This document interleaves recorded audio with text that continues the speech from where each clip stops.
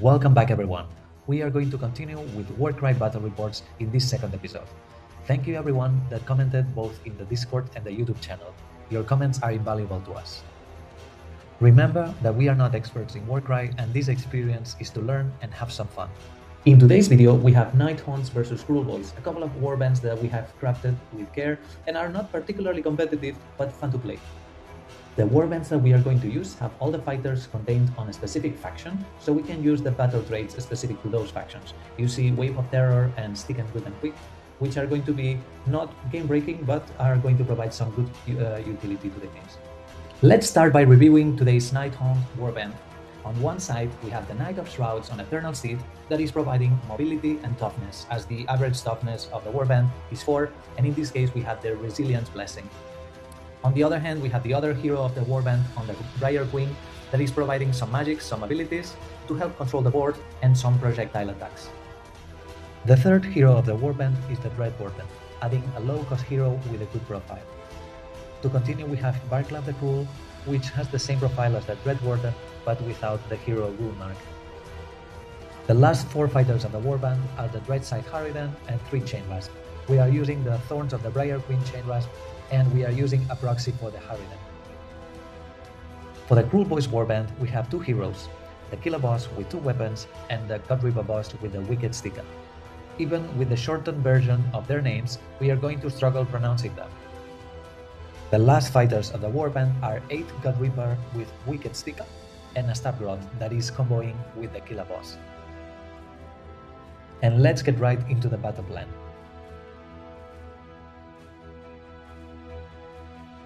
After reviewing the deployment, this is how we distributed the fighters in different groups.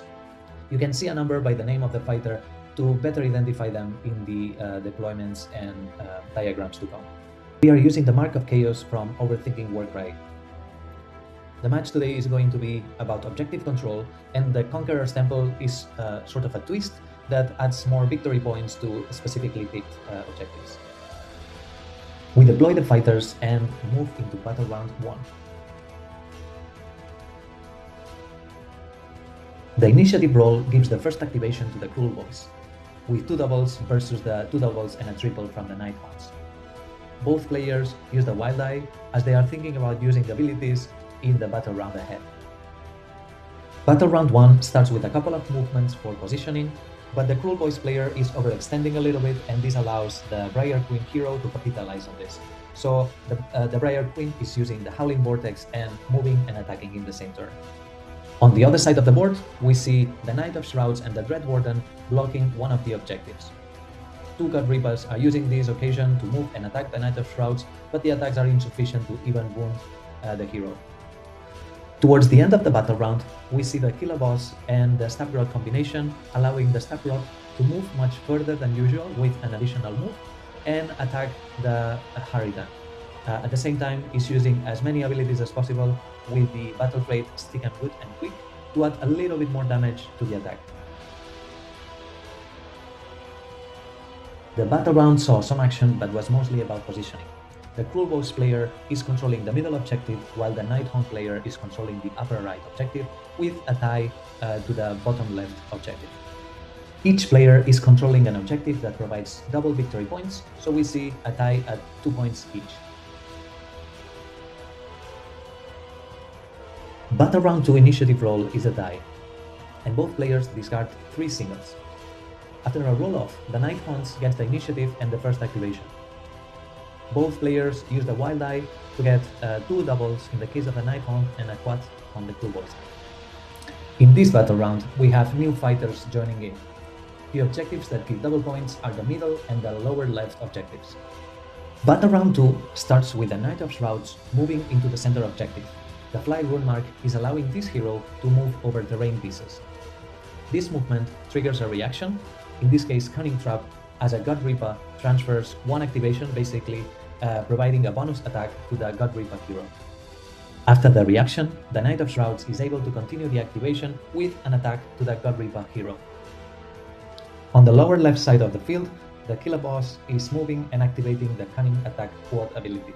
As this is an expensive ability, it's going to be quite impactful, and in this case, he's letting every warrior, rune mark fighter do a bonus melee attack or bonus move action. The Stab Rod continues to shine with lucky throws, taking down the Nighthaunt's Harridan. The Gutrippa is able to attack the Chainrasp and wound. And then more attacks from the Gutrippa that has been able to move thanks to the Cunning Attack ability. Back to the other side of the battlefield, Varclav activates and uses Chilling Horde immediately, as it requires another fighter with a minion wound mark nearby. Afterwards, it moves and attacks Gutrippa. With a +1 attack and +1 strength, he is ensured to hit hard. The Gutrippa that is not engaged with Varclav is able to move and attack the Dreadwarden for up to 5 wounds, with the help of the Stick and Root and Quick ability that adds an additional wound. This is putting some pressure to the upper right side objective. A Chainrasp moves on Varclav's footsteps and does the same thing of move and attack using the Chilling Horde ability for a buff on the attack and strength. Back to the center, the Knight of Shrouds is in a precarious position. They have underestimated the Cunning Attack ability and the Kruleboyz durability. The Knight of Shrouds is surrounded. It's time for the Gutrippa hero to attack. After Varclav and a Chainrasp, now it's the turn of the Dreadwarden to hack down at this Gutrippa. The Gutrippa is not going down even with some additional hits, and the Nighthaunt player is thinking if this is even fair. How is it possible that a Gutrippa is almost the same amount of points as a Chainrasp? As the dust settles, we see how different groups are being formed around the objectives, as this is the natural victory condition of the game. The Nighthaunt player is not able to take down any of the miniatures, while the Kruleboyz have some wins on the lower left side, with Harridan being taken down. Battle Round 2 puts more distance between the two warbands, with the Kruleboyz getting 4 victory points and the Nighthaunts getting just 1, as they are not able to control more objectives. Will the Nighthaunts come back from this one? Let's see it in Battle Round 3. Battle Round 3 Initiative Roll gives the first activation to the Kruleboyz. With another quad, the Cunning Attack ability is available again. The objectives selected for bonus points are the center one and the upper right objectives. As probably you have anticipated, the very first thing that the Kruleboyz player is doing is activating the Cunning Attack ability. This is giving bonus melee attack to all the fighters with the warrior rune mark. This time is done around the Gutrippa hero. The Gutrippas surrounding the hero take the bonus attack all at once, attacking the Knight of Shrouds. Varclav to the rescue. He is not able to do any significant damage and is not taking down the Gutrippa hero. The Gutrippas, although durable and annoying, are not very good at wounding. We will see them fail most of the time. At this point, the Briar Queen is alone and surrounded, but is not going to go quietly into the night. They start the activation with the Howling Vortex and continues with a couple of attacks. Did I say that the Gutrippas were not very good at wounding? At the top of the battlefield, the Dreadwarden is shy from taking down one of the Gutrippas and the counter-attack takes it down.